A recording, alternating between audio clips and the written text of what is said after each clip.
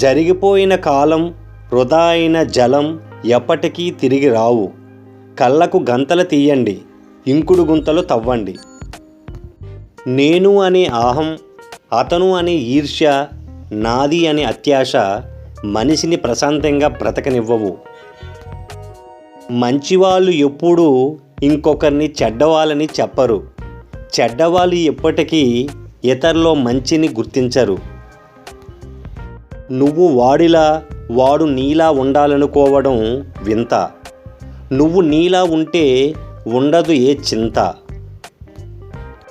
యంత్రాలు మనిషిలా ఆలోచిస్తే పర్వాలేదు, కానీ మనిషి యంత్రంలా ఆలోచిస్తే చాలా ప్రమాదం. గుర్తుపెట్టుకోండి మిత్రమా.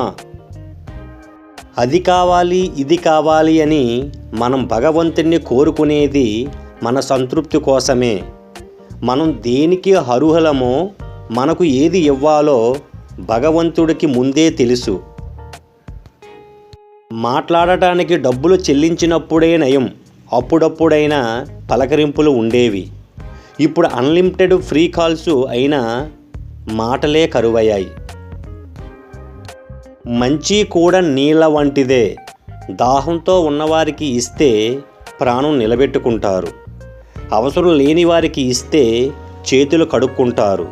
ఆలోచించండి మిత్రమా. బాధలు భరించేవారికే తెలుస్తుంది వాటి బరువెంతో, చూసేవారికి కాదు.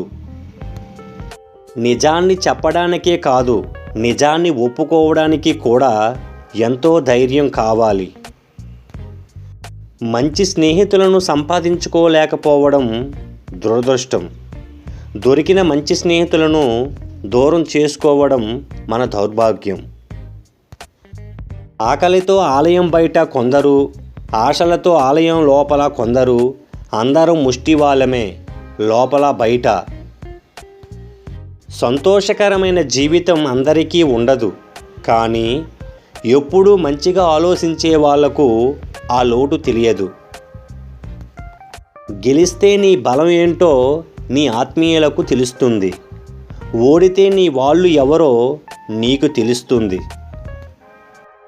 గూడుకి పంజరానికి తేడా తెలిసిన వాళ్ళు మాత్రమే జీవితాన్ని సొంతంగా నిర్మించుకోవడానికి ఎంతైనా కష్టపడతారు. ఒంటిపై ఎన్ని ఆభరణాలు ఉన్నా పెదవులపై చిరునవ్వు లేకపోతే అవన్నీ వ్యర్థమే. ఈ ప్రపంచంలో రెండు బలమైన తిరుగులేని శక్తులు. ఒకటి యువశక్తి, మరొకటి ఆడదాని అందం. Please subscribe, share, like. Thank you for watching.